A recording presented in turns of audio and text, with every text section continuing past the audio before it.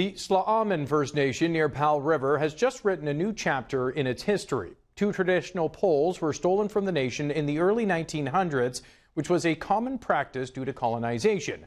Well, now, 110 years later, the nation has repatriated the poles along with some other artifacts. Chattis Leo covering that story in studio tonight. And Chattis, you were actually invited to be part of this powerful journey. How did this all play out? Yes, Paul. This moment has been 110 years in the making. The nation first realized they had found their mortuary poles 2 years ago when they visited UBC's Museum of Anthropology looking for some mass. Then, out of nowhere, their cultural manager saw these poles standing in the glass labeled incorrectly as Stolo Nation poles.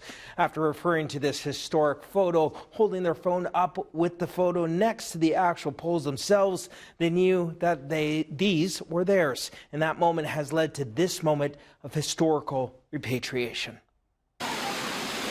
It seems like a normal day at the Museum of Vancouver. But in moments, the Tla'amin First Nation will be walking through the doors to claim back what was once stolen from them. Once inside the building, the energy of the room shifts into an emotional circle, preparing to take back several items such as baskets, hunting tools, and other significant artifacts. Such an honor to be here today to bring home some of our historical belongings that have been housed in this institution for many years. Those belongings have been sitting in the museum since 1960. Some of the pieces, like this miniature mortuary pole dating back to 1865. These treasures returning home is such a significant event for us. After everyone shares their thoughts of appreciation, the ceremonial moment arrives to awaken the artifacts.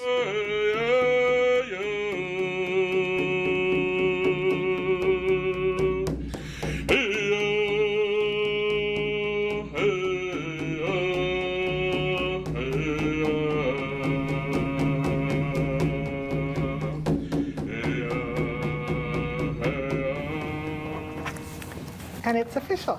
No, thank you.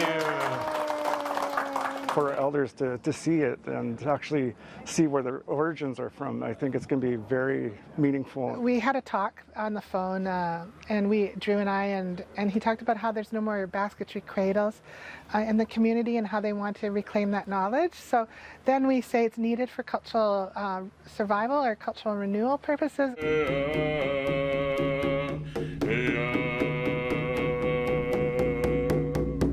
With this significant moment of repatriation for the Tla'amin First Nation, you think the story would end here, but it doesn't. Not only did the nation take back artifacts from the Museum of Vancouver, they've also arranged to repatriate items from the Museum of Anthropology, and that's where we're heading next.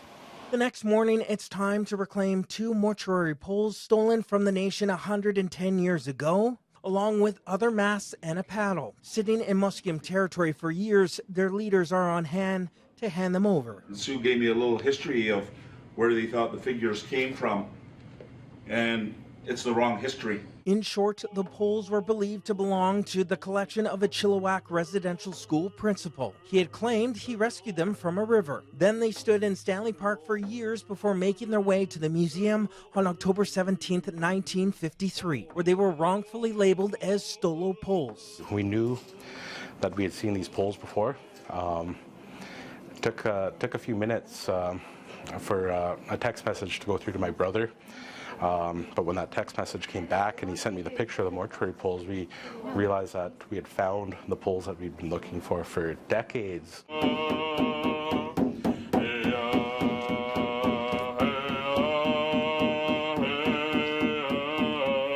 Once the cedar brushing is done, it's time to sign over the artifacts. As a close relative to members of the Tla'amin First Nation, I'm asked to be the official witness of these artifacts transferring from UBC to the nation.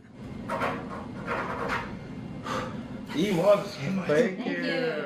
Thank you, Jeja, for being here. I appreciate it. Thank you. Then it's time to get these artifacts in the U-Haul and head home.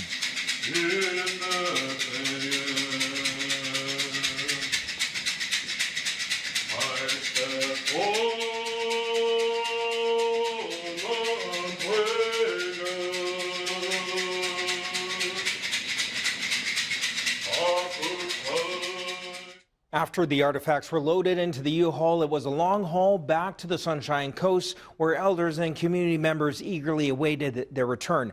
Tomorrow for part 2, we will bring you to Powell River, where we will witness a coming home ceremony and a sneak preview at the nation's new Museum and Cultural Centre, set to open up on June 21st. Paul. Just such a powerful and emotional journey, isn't it, Chattis? Yeah, it was. Yeah, thanks so much. Chattis Leo reporting in studio tonight.